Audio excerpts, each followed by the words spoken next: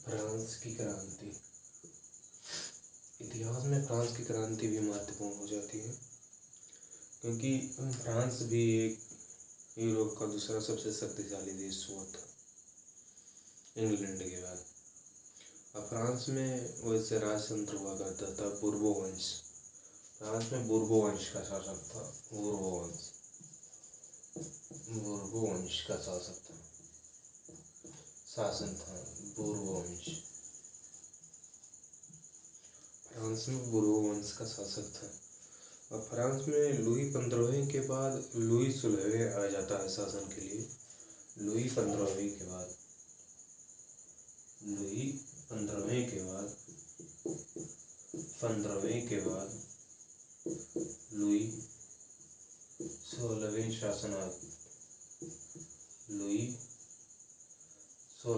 शासन करता है।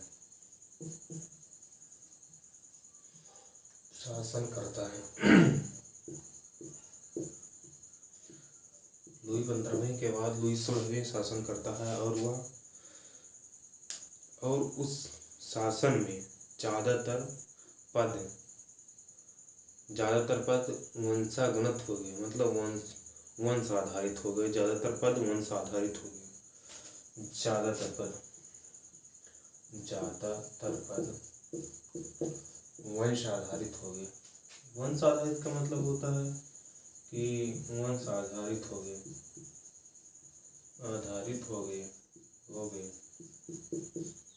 वंश आधारित हो गए के मतलब होता है पीढ़ी दर पीढ़ी।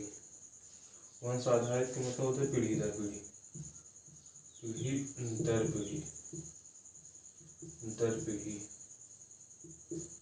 पीढ़ी हो गए। ज़्यादातर पद पीढ़ी दर पीढ़ी हो गए। जाहिर सी बात है, ज़्यादातर पद पीढ़ी दर पीढ़ी हो जाएंगे तब ना कोई प्रशिक्षण की प्रक्रिया, ना कुछ की प्रक्रिया नहीं होगी, जिससे वहाँ का मतलब शासन सत्ता और फ्रांस की राज सत्ता कमज़ोर हो जाएगी। ये सबसे बड़ी कारण थी। और लुई 16वें करीबन 6 दशक तक शासन किया। वंश पीढ़ी दर पीढ़ी आधारित हो गई। लुई 16वें ने 6 दशक शासन किया।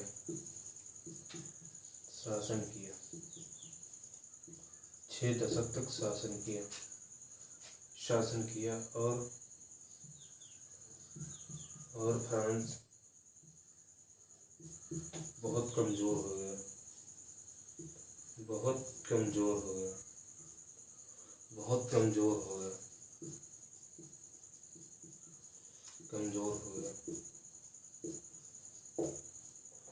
जाहिर सी बात है, पीढ़ी दर पीढ़ी अगर शासन कोई करेगा, मतलब पीढ़ी दर पीढ़ी 6 दशक तक शासन लुई 16वें ने किया।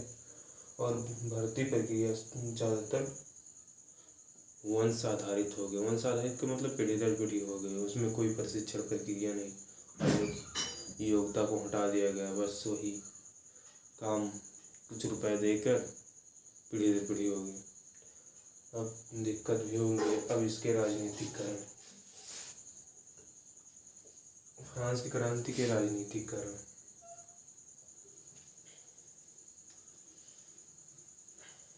राजनीतिक कारण का मतलब है कि क्या क्या कारण हुए।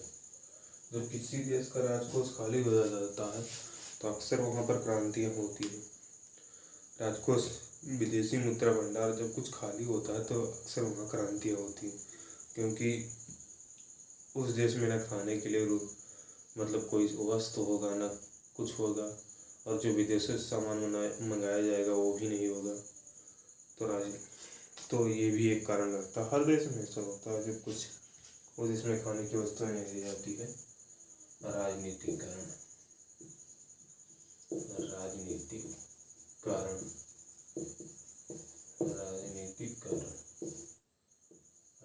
कारण का मतलब है जैसे क्या क्या कारण हुए कि इंग्लैंड से युद्ध हो गया, कि फ्रांस के मतलब कि राजकोषीय घाटा में जाने लगा और फ्रांस की राजकोष खाली होने लगा।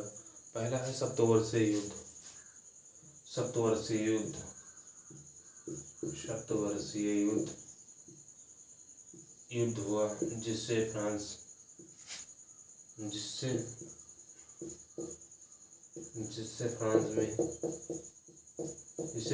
की राजकोषीय घाटा काफी होगी। फ्रांस की राजकोषीय घाटा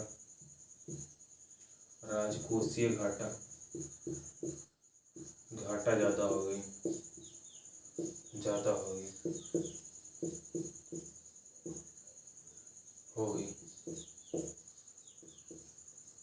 शतवर्षीय युद्ध हो गया जिससे फ्रांस की राजकोषीय घाटा ज़्यादा हो गई।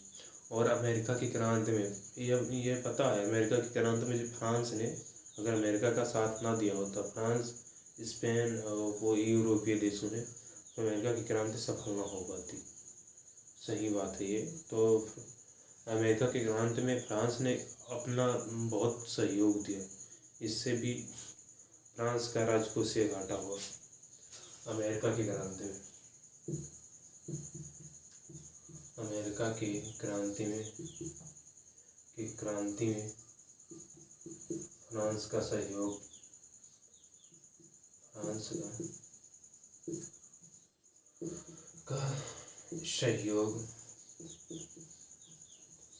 बहुत था। इससे भी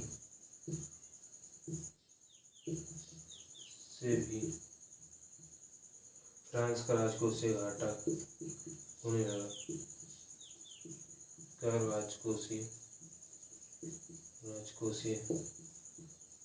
होने लगा।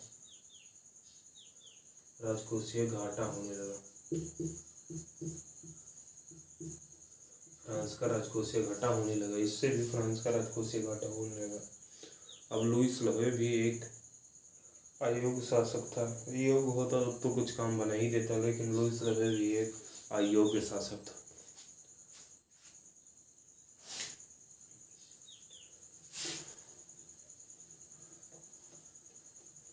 लुईस लवे भी एक अयोग्य शासक था। लुईस लवे एक अयोग्य शासक था।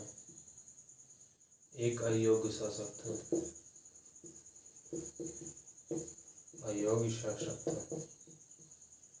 लुईस लवे भी एक अयोग्य शासक था। वो योग्य था ही नहीं, ये समझ सकते हैं आप। बिना फालतू के, मतलब अमेरिका से उससे कुछ लेना देना नहीं था, लेकिन बदला लेने के लिए उसने अमेरिका की सहायता की, क्योंकि शतवर्षीय युद्ध में फ्रांस की हार हो गई थी।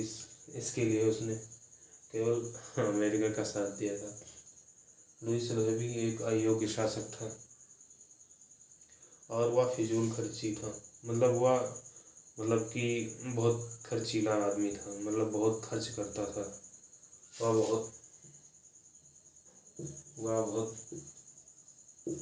बहुत खर्चीला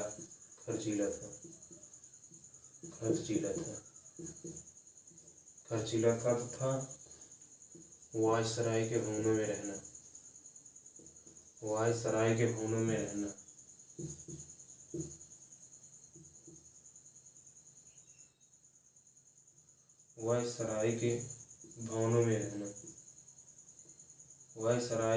भवनों में रहना और उससे बाहर नहीं निकलता था।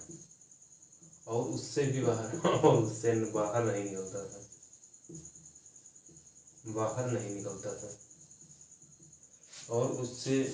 नहीं निकलता था।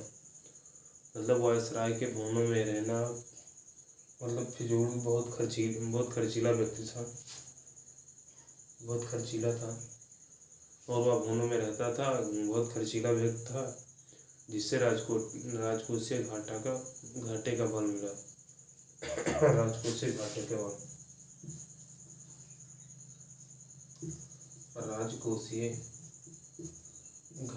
बल मिला।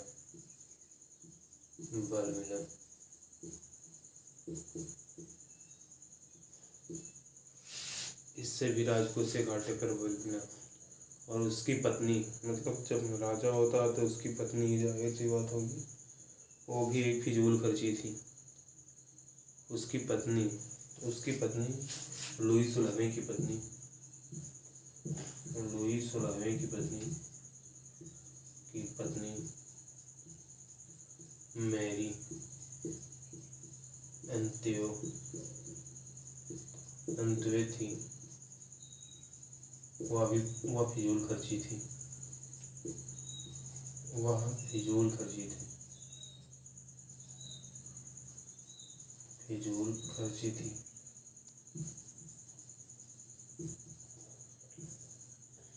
लुई 16वें की पत्नी मेरी अंत्योए थी, वह भी फिजूल खर्ची थी। देखो, पति पत्नी दोनों एक ही जैसे हैं। वह फिजूल खर्ची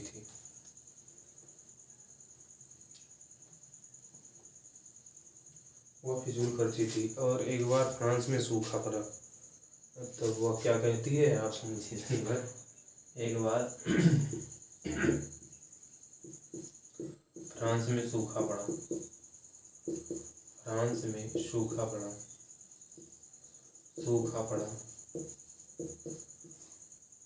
एक बार फ्रांस में सूखा पड़ा।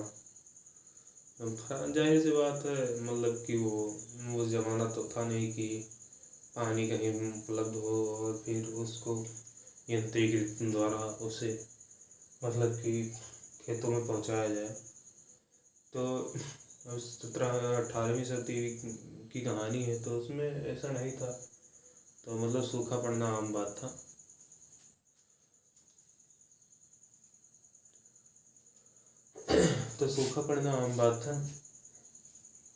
एक बार फ्रांस में सूखा पड़ा तब उस लुई 16वें की पत्नी मेरी अंत्योए वह राज महलों से बाहर निकली। जनता भीड़ लगाई हुई थी। मतलब कि लुई 16वें के शासन के विरुद्ध, मतलब एक कहते हैं कि लुई 16वें के शासन के विरुद्ध एक नारेबाजी कर रही थी जनता। लुई 16वें के विरुद्ध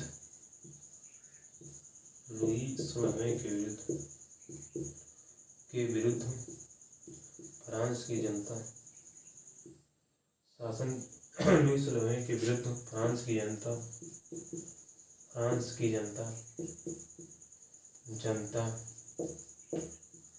लुई 16वें के शासन के विरुद्ध फ्रांस की जनता आंदोलन कर रही थी।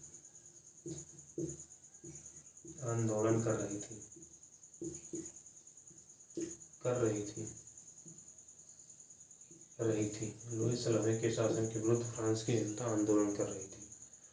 और मेरी अंत्योए लुई 16वें की पत्नी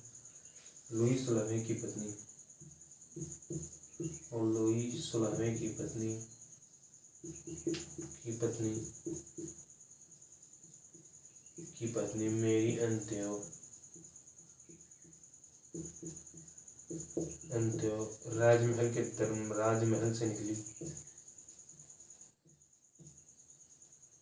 राजमहल से निकली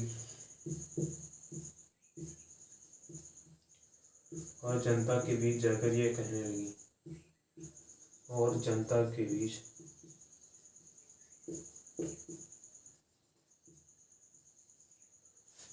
लुई 16वें की पत्नी मेरी अंत्योए मतलब राजमहल से निकली, जनता के बीच जाकर ये कहने लगी, रोटी नहीं है तो केक खाओ। जनता के बीच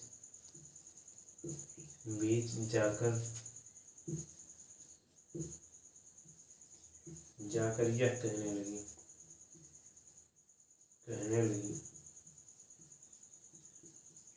रोटी नहीं है तो केक खाओ।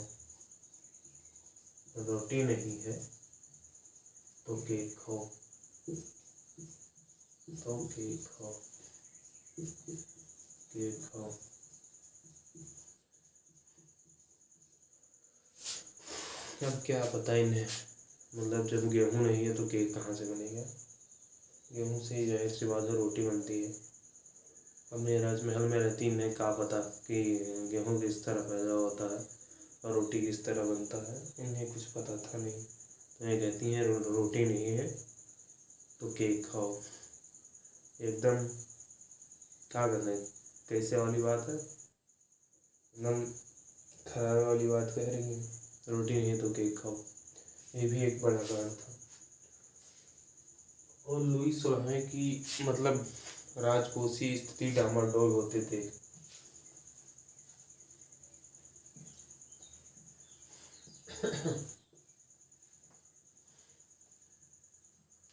लुई 16 की राजकोषीय स्थिति लुई 16 की राजकोषीय स्थिति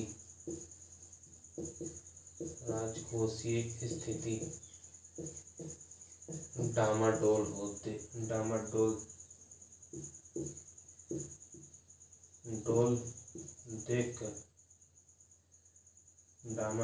देखकर मतलब गड़बड़ होते डामाडोल देखकर लुई 16 की राजकोषीय स्थिति डामाडोल देखकर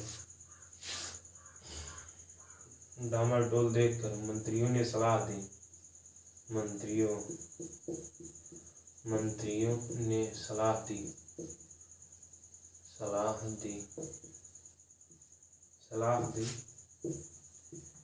कि वह जनता पर नए कर लगाए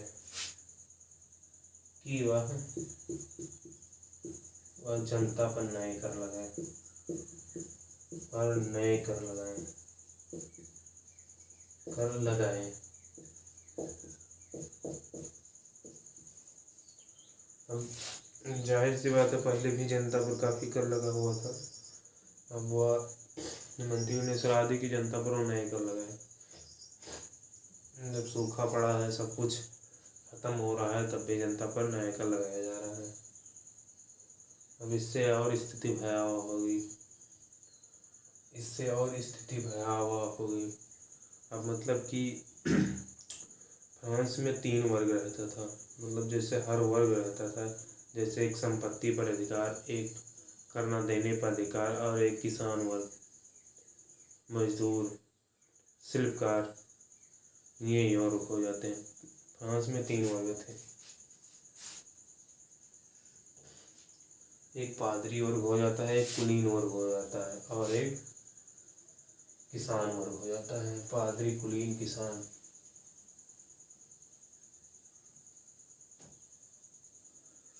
पहला है पादरी,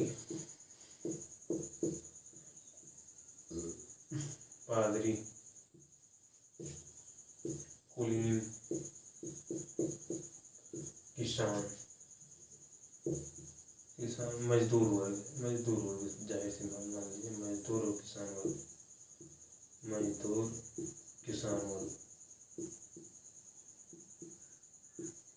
मजदूर और किसान वर्ग, पादरी, कुलीन, मजदूर, किसान वर्ग। मजदूर और किसान एक ही में थे। पादरी और कुलीन वर्ग मतलब अंतिम थे। पादरी मतलब कि कुलीन वर्ग, मजदूर, किसान वर्ग। तो जाहिर सी बात है, इसमें कुछ खास विशेषताएं होंगी। इसी के लिए फ्रांस ने इन्हें, मतलब फ्रांस की जब क्रांति के बाद इन्हें 3 वर्गों में विभाजित कर दिया गया। मतलब कुछ खास विशेषताएं इनमें होगी। अब पादरी वर्ग के बारे में, पादरियों में एक उच्च पादरी,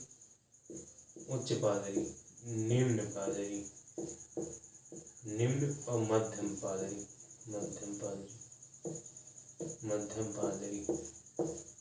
ये 3 थे। अब कुलीन वर्ग में राज दरबारी, राजा के सलाहकार,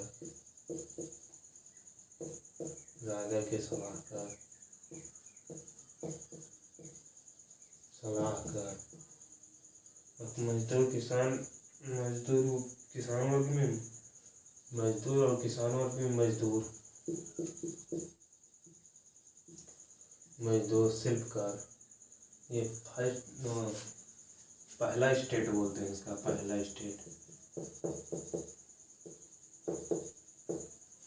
द्वितीय स्टेट तृतीय स्टेट बोलते हैं। तृतीय स्टेट, इसको तृतीय स्टेट बोलते हैं। 3 स्टेट थे फ्रांस में। एक मजदूर, किसान, मतलब मजदूर शिल्पकार शिल्पकार हो जाते हैं, मोतीकार, किसान वर्ग। शिल्पकार, मोतीकार, किसान वर्ग, निम्न मध्यम और उच्च पादरी वर्ग, कुलीन वर्ग, राज दरबारी, राज्य के सलाहकार। मतलब ये 3 वर्ग हो जाते हैं। फर्स्ट स्टेट, सेकंड स्टेट और थर्ड स्टेट, मतलब ये 3 स्टेट हो जाते हैं। पादरी, कुलीन, मजदूर, किसान वर्ग, मतलब कि ये 3 वर्ग हो जाते हैं। कुलीन, पादरी, मजदूर या किसान वर्ग। तो मतलब ये 3 थे जो फ्रांस में ये महत्वपूर्ण रखते थे।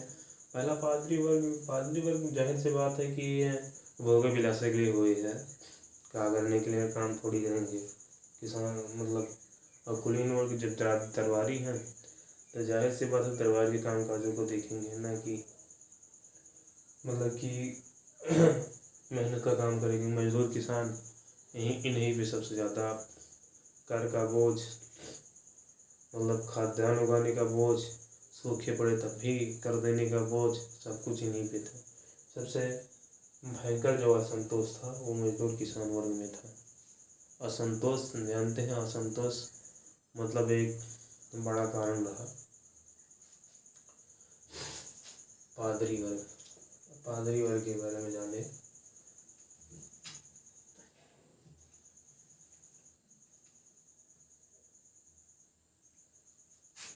पादरी वर्ग, ये 3 प्रकार के पादरी होते थे। जो उच्च होते थे वह मतलब ज़्यादा एरिया कवर करते थे, मध्यम होते कम एरिया के, निम्न होते वो बहुत कम एरिया के कवर करते थे। पादरी वर्ग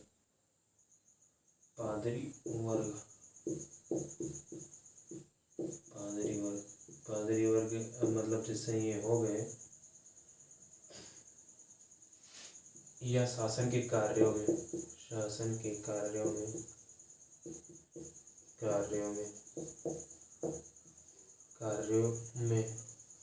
महत्वपूर्ण भूमिका निभाता था। समझ ले, पादरी वर्ग का महत्वपूर्ण भूमिका निभाता था।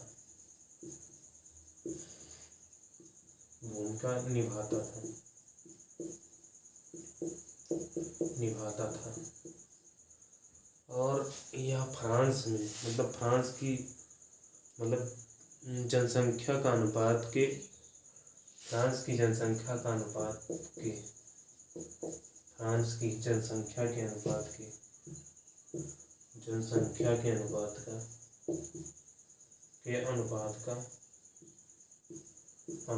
का करीबन 0.93% थे, 93% थे। सोच ले, इतने कम थे। मतलब फ्रांस की जनसंख्या इतनी थी लेकिन तो ये केवल 0.93% थे। और इनके पास कृषि भूमि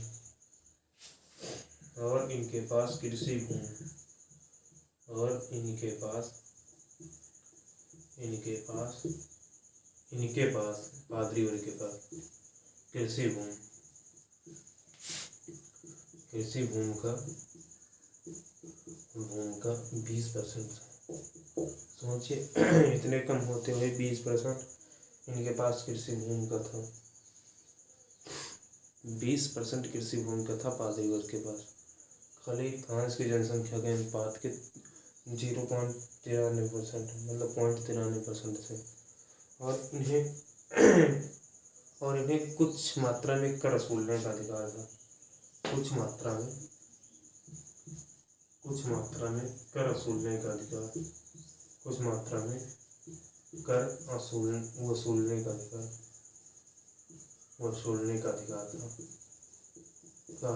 था।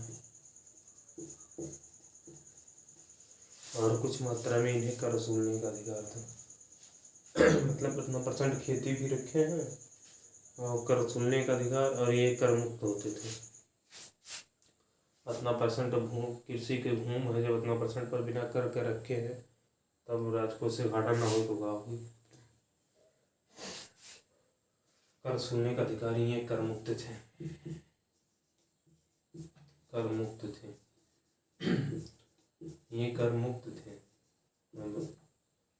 मतलब मतलब कि पादरी वर्ग कर मुक्त थे, कर वसूलने का अधिकार, इतना परसेंट खेत मतलब जनसंख्या इतना परसेंट खेती है, और मतलब कि मतलब शासन में भी महत्वपूर्ण भूमिका निभाए थे। और ये भोग विलासी थे, मतलब कि उच्च जीवन शैली, मतलब कि उच्च जीवन शैली थी जिससे भोग विलासी हो गई। उच्च जीवन शैली थी, उच्च जीवन शैली थी,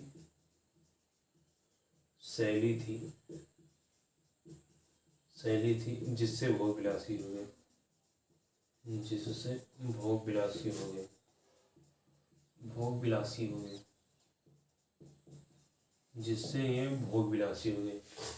जाहिर सी बात है, उच्च जीवन शैली, खाने पीने के अच्छे सामान मिलने लगेंगे तो ऐसे बहुत लोग हैं जो भोग विलासी हो जाते हैं। खाने पीने का अधिकार केवल बस इन्हें लगता है कि बस इसी में संसार है, तो ये मतलब उच्च जीवन शैली और भोग विलासी हो गए। पादरी वर्ग भोग विलासी हो गए, भोग विलासी हो गए, उच्च जीवन शैली होते हुए भोग विलासी हो गए। अब हम कल पार्ट में देखेंगे कुलीन वर्ग और मजदूर किसान वर्ग के बारे में, कि कैसे मजदूर और किसान मतलब ने क्रांति की। कुलीन ने कैसे नए नए कर लगाने का राजा को मतलब कि राजा को सलाह दी। और कुलीन वर्ग की विशेषताएं देखते हैं कल। अब कल में हम मतलब कि कुलीन वर्ग, मजदूर किसान वर्ग और फ्रांस में मतलब क्या क्या कारण हुए क्रांति का, और आगे का कारण देखेंगे। धन्यवाद।